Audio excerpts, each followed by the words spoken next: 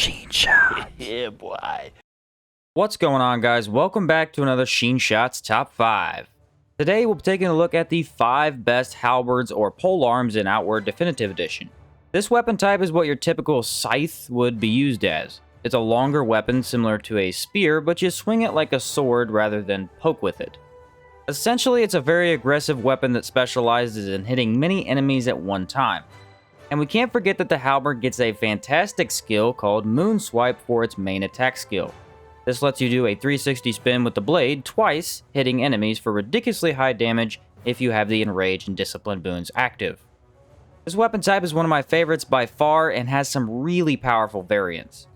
Before we get started with this top 5 though, I do want to make an honorable mention. The Thrice Wrought Halberd will not be on this list. You can grab this beauty very early on in the Cabal Wind Temple, and it deals pure ice and fire damage.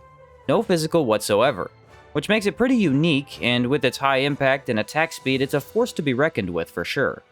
I unfortunately despise this weapon, so I can't put it in my top 5.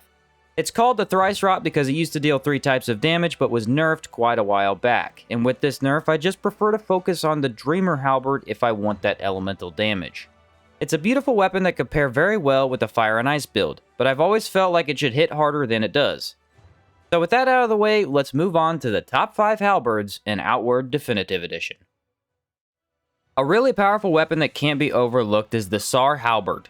It's not unlike other Sar weapons being extremely slow, having infinite durability, large amounts of impact, and top tier physical damage. But pair it with Moon Swipe and you have a whirlwind of death. I've always really enjoyed how long this guy is, and Sar weapons do look pretty sleek with their heavy and dark feel.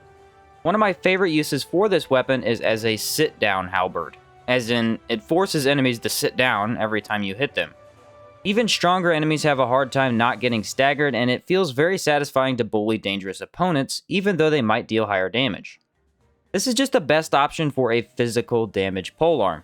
You can amp up the physical bonus with many armor sets, and considering it's a two-handed weapon, you'll be able to block with it much better than, say, a Sar sword.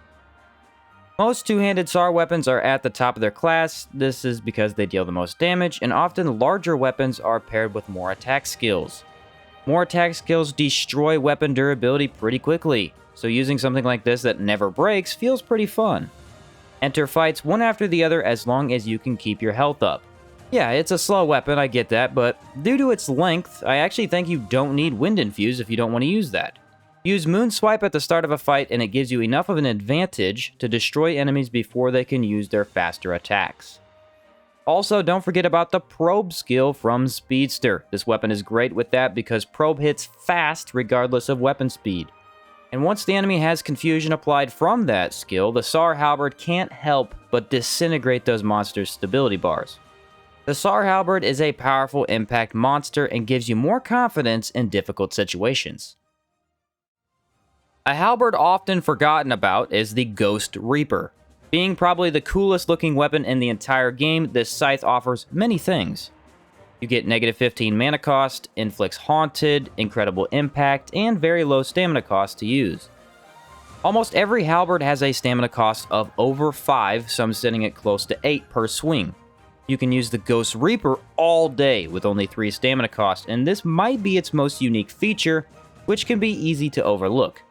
Then you take a look at its damage, which is 24 physical and decay. Having elemental damage is always a great idea, considering human enemies in particular die rapidly to that damage type. And multiple Caldera mobs are weak to decay as well. This weapon has many unique abilities tied to it, and pairs great with both mage and melee builds considering it has long reach and hits hard. With all these amazing stats, how is this weapon not number 1? It sadly has 2 major downsides. One being that it is a boss weapon. You need to kill arena bosses to craft this or get lucky from mini-boss drops. Not really a super easy weapon to get, but this can be completely avoided by using the Legacy Chest system. The real kick in the shins is its attack speed is only a 0.9, which makes it only 0.1 away from the slowest attack speed, and it very evidently affects the combat. Luckily, this demon has long reach and high impact to make up for the fact, still leaving it as a strong halberd. But you can't have everything you ever imagined in one single weapon. That would just be too good. The Ghost Reaper is mean, deadly, and an excellent choice for your next halberd build. Added into the game with the Three Brothers DLC, Duty is one strong polearm. It will be found as a ruined halberd in the back of the oil refinery. After taking this and 3 giant hearts to the Silkworm Refuge, you are given Duty. It's basically a flag with Outward's logo on it, dealing lots of physical damage and a very small amount of fire and lightning. It has decent impact and a nice 1.0 attack speed. Its best feature, however, comes from the effects it applies. First dealing burning, and then once that's applied, it will turn the burning into Holy Blaze, dealing 6 lightning damage per second. A very high amount of lightning damage that works as damage over time. To top it off, Moonswipe will instantly apply burning, and then Holy Blaze if you have it buffed with Enrage and Discipline. Activate one skill and you can often apply a crazy damage type right away. This demolishes everything in your path except golems, of course, which can't be burned. But most arena bosses can be simplified greatly with this weapon.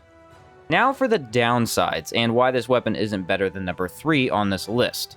It reduces your stamina recovery rate by 10%.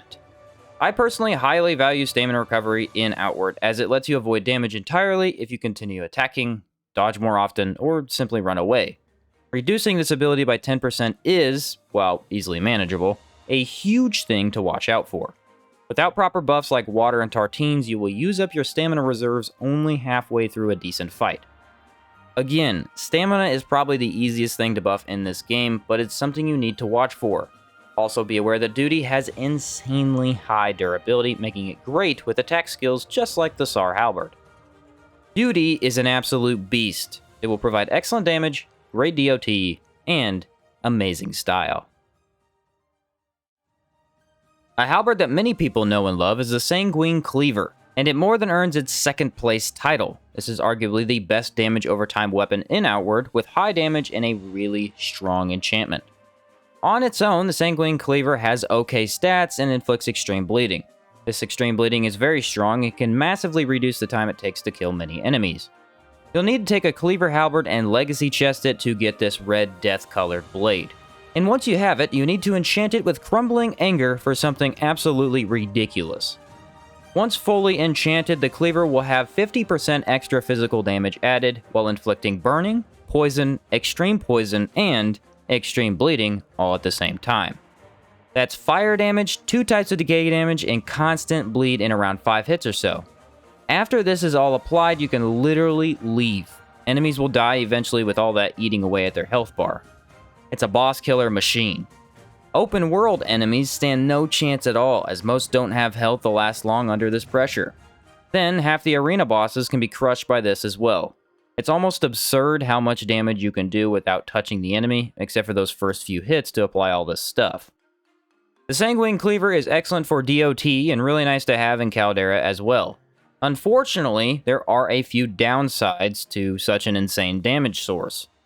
Bosses, such as the Liches and quite a few others, are immune to bleeding and poison, so fire is often the only thing you get out of this. Then you have many golem enemies you must defeat in the Rust and Vengeance questline, which are immune to every effect this weapon inflicts. Luckily, the extra boost to physical damage makes this weapon still good against them, and with its decent attack speed, you can Spirit Varnish your way through any robotic enemy. But it's a pretty obvious weakness, although not anything that completely ruins the halberd. The Sanguine Cleaver is one of the most unique weapons in Outward, with many effects and probably the best damage over time you'll come across. Give it a try and you might find its unique style is more fun than you thought. Now for polearm number 1. The Dreamer Halberd is by far the best halberd in Outward, and there's no question in my mind about that. It's one of my all-time favorite weapons and isn't really hard to get either. You just need to speak with the Friendly Immaculate in all 4 of the main regions and take only 2 items or less from him. 0 fighting is required, and you get a weapon that easily defeats the rest of the game. The Dreamer Halberd deals good physical damage, but really high amounts of ethereal, allowing you to instantly kill golems, gargoyles, scarlet emissaries, and most other higher tier mobs. Almost anything that isn't weak to ethereal damage is not resistant to it either, meaning it always deals good damage rather than being reduced by enemy armor. And on top of that, it has a 1.1 attack speed, which is fast as heck. Even with only 48 impact, which isn't bad by the way, it knocks everything down with rapid strikes that hit before enemies can do anything. The Dreamer Halberd can easily be buffed for more damage by Antique Plate Armor, which I would consider the best armor in Outward, Mana Wall Armor, Runic Armor, and the Copal Chest enchanted with Spirit of Berg. I created a high damage build called the Ghost of Enmerker that stacked ethereal damage and mained a Dreamer Halberd. With a Spirit Varnish applied, I killed several high-powered golems in only a few hits, and those really annoying Scarlet Emissaries were like child's playthings. The Dreamer Halberd is too easy to buff, really good on its own, and paired with Moonswipe, its power is unmatched. Considering it's a base game item, it also has no debuff or weakness tied to it either. You can block heavy attacks, stagger tough enemies, and poke with swift strikes. The Dreamer Halberd is my personal favorite halberd overall, and it's an excellent weapon that will never steer you wrong. Halberds are one of Outward's best weapon types. They provide many advantages such as heavy attacks, fast attack speed, and a safe range you can easily dodge attacks from. Then add in the fact that some of Outward's most unique and interesting weapons are halberds. Dreamer is a present from the Friendly Immaculate, whom we all love. Duty is a weapon from a giant that deals powerful Holy Blaze. And the Ghost Reaper is, well, it's the Ghost Reaper. No explaining needed for that one. Halberds provide fast-paced combat, and these 5 are the ones that I think stand out the most. You really need to try one of these if you've never used a halberd. Do consider commenting down below which halberd is your favorite. I know many people love Dreamer, but also others have fallen in love with the Sanguine Cleaver. Outward weapons are fascinating, with many different abilities and fun ways to play the game. Hopefully, this top 5 was helpful for you, so thanks for watching, and I'll catch you next time.